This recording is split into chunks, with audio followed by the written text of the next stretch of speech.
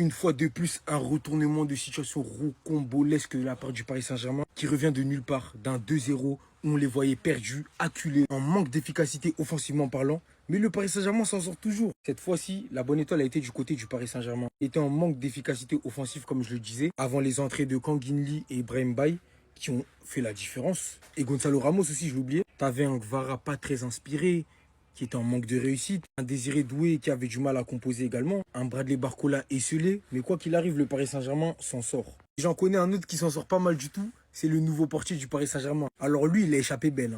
Parce qu'à 2-0, il fallait voir les supporters parisiens. Certains regrettaient déjà le départ de Didio. Mais t'as Lucas Chevalier qui s'est rattrapé dans cette séance de tir au but et qui a eu la meilleure des réactions possibles, tout simplement arrêter un penalty. C'est ce qu'on attend de lui, c'est un gardien. On attend des arrêts, on attend qu'il soit décisif. Tout au long du match, il a été décisif, mais sa boulette, en cas de défaite, lui aurait valu pas mal de critiques. Mais on vient rappeler que ce sont ses débuts, c'est son premier match, ça fait même pas une semaine qu'il est au Paris Saint-Germain. Alors oui, il avait déjà entamé sa préparation avec Lille. Au niveau de la gestion, le PSG a mal géré, moi je préfère vous le dire. Parce que faire débuter un gardien qui est venu il y a moins d'une semaine, ça a failli leur coûter un trophée, qu'on le veuille ou non.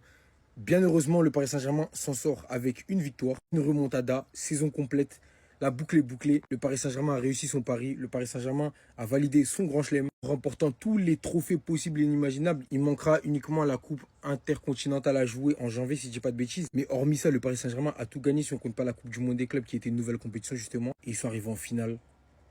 Ça mérite quand même les respects du public. Chapeau Paris Saint-Germain. Ici, c'est Paris. Paris a rêvé plus grand. Ils peuvent pas arriver plus grand que ça, tout simplement. Restez sobre, abonnez-vous les gars, on s'attrape. Et on dit quoi maintenant? On dit quoi maintenant, s'il vous plaît? Quand c'était pour critiquer, il y avait du monde, hein. Mais maintenant que monsieur est champion, et maintenant qu'il nous sauve en séance de tir au but, on dit rien. Les haters ne nous entendent plus, les frères. On ne nous entend plus, s'il vous plaît. Alors effectivement, le match n'est pas parfait pour Lucas Chevalier. Il fait des beaux arrêts, il est vrai, mais sur le second but, il se trouve. Ok, il y a un faux rebond qui fait que il est trompé par le faux rebond. Malgré tout, il doit le sortir le deuxième but, il n'y a pas de débat là-dessus. Même si il y a l'attaquant qui est oublié au second poteau, il doit le sortir, on le sait tous. On le sait tous. Malgré tout, il s'est rattrapé en sens de tir au but et clairement, masterclass de sa part.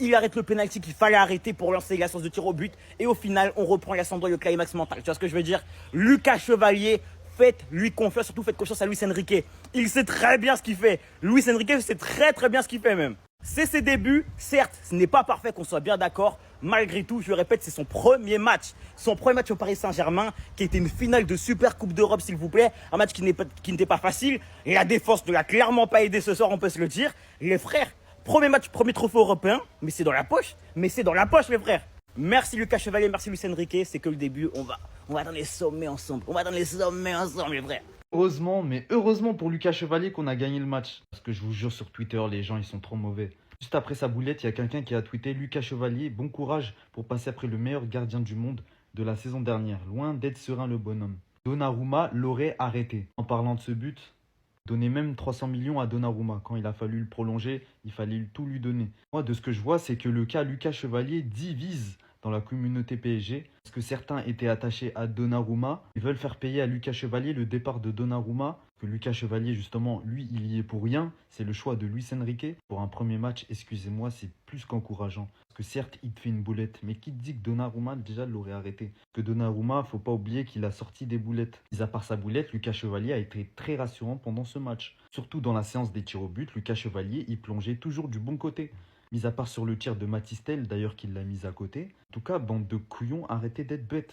Il faut le soutenir. C'est un jeune gardien, c'est le futur numéro 1 de l'équipe de France. Son rêve, c'était de venir au Paris Saint-Germain.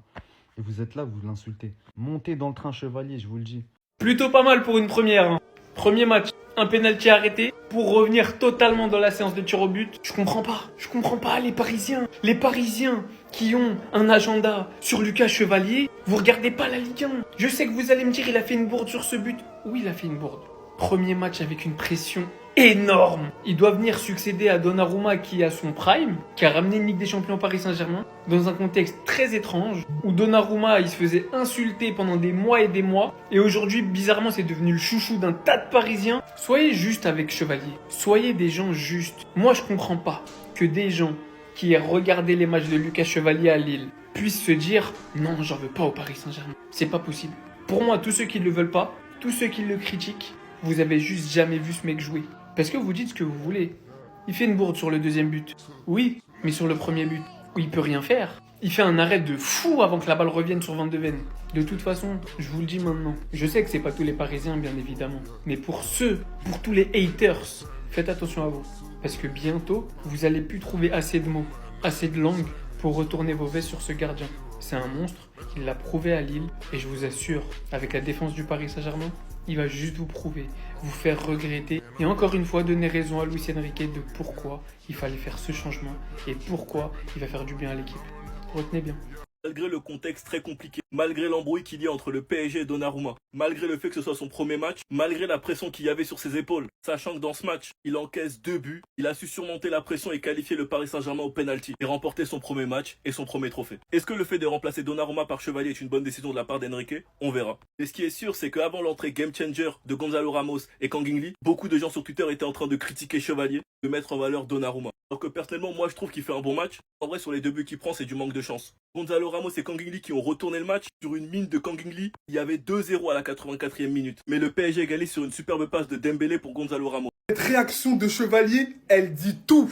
Elle dit tout. L'ascenseur émotionnel qu'il a vécu dans ce match, ça va le forger. Là, il est prêt à tout affronter. Premier match, première titularisation avec le Paris Saint-Germain dans un contexte où il y a un grand background. Vous savez très bien que Donnarumma, il devait porter le Paris Saint-Germain vers la victoire. Il a porté ses cojones avant tout. Même en cas de défaite, je comptais le défendre parce qu'il fait vraiment pas un mauvais match, notamment sur cette frappe de Richarlison, où là, tu sens toute son amplitude, tous ses réflexes, en fait, tout simplement. Pareil sur le but de Van de Ven.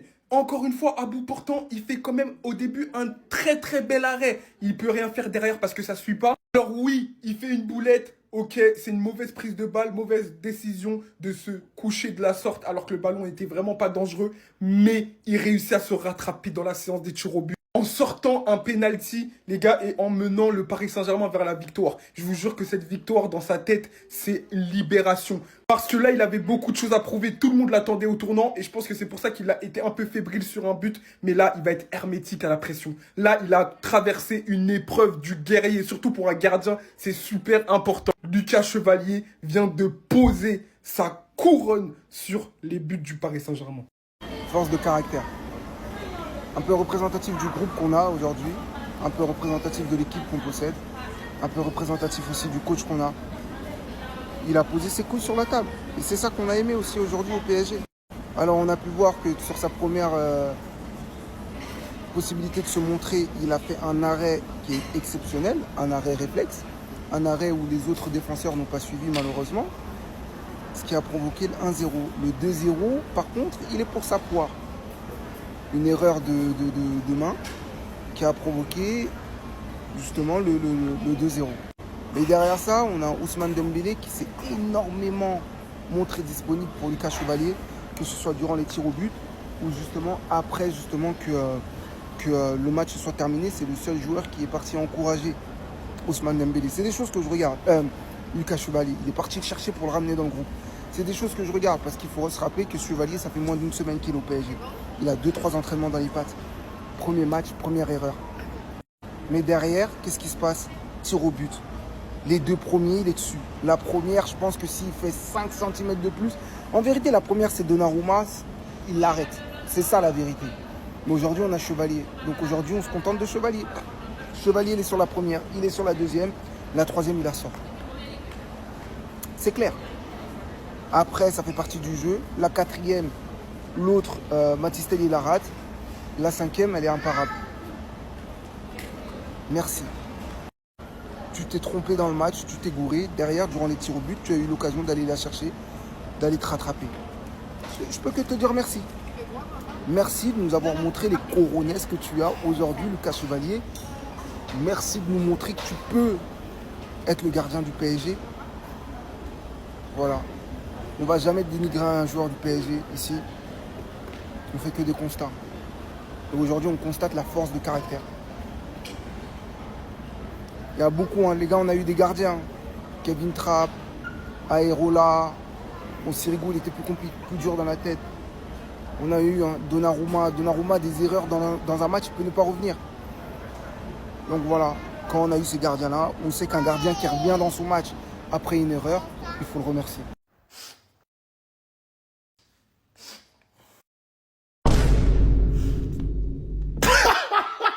toute objectivité, rien que l'objectivité, franchement, le deuxième but que Tottenham met, je me dis, Donnarumma, peut-être il a raison. Même moi, j'étais sceptique. Mais j'ai vu la séance de tir au but. Ouais, il s'est racheté. Pour un match comme ça, c'est pas facile. On va pas se mentir. Là, il vient dans une équipe qui est déjà championne. Tu remplaces un gardien qui a été un élément essentiel de l'équipe. C'est pas évident. On sentait au début qu'il avait il ressentait un peu de la tension. On sentait qu'il voulait sauter, souffler comme il pouvait pour évacuer la pression. Mais elle était là. C'était dur. Dans le contexte, ça à prendre en compte, c'est pas à négliger. Il a été le chevalier qu'on a connu l'année dernière. Franchement, pour une première.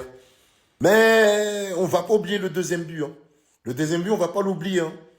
C'est bien, mais le deuxième but, on va pas l'oublier. Dites-moi ce que vous en pensez dans les commentaires. Pardonne-les! Pardonne-les! Chevalier! Non, parce qu'il n'y avait pas le droit de lui tomber dessus. Parce que vous pensez qu'on n'a pas vu? À peine la boulette réalisée, en revenant du vestiaire. Donnarumma, c'était meilleur. Donnarumma l'aura arrêté. Voilà. Séance de penalty décisif pour son premier match. Lucas Chevalier fait remporter la Super Cup au Paris Saint-Germain. Est-ce qu'il y a une entrée plus fracassante? Est-ce qu'on peut marquer l'histoire aussi magnifiquement? Sans parler de tout ce qu'il a sorti durant tout le match.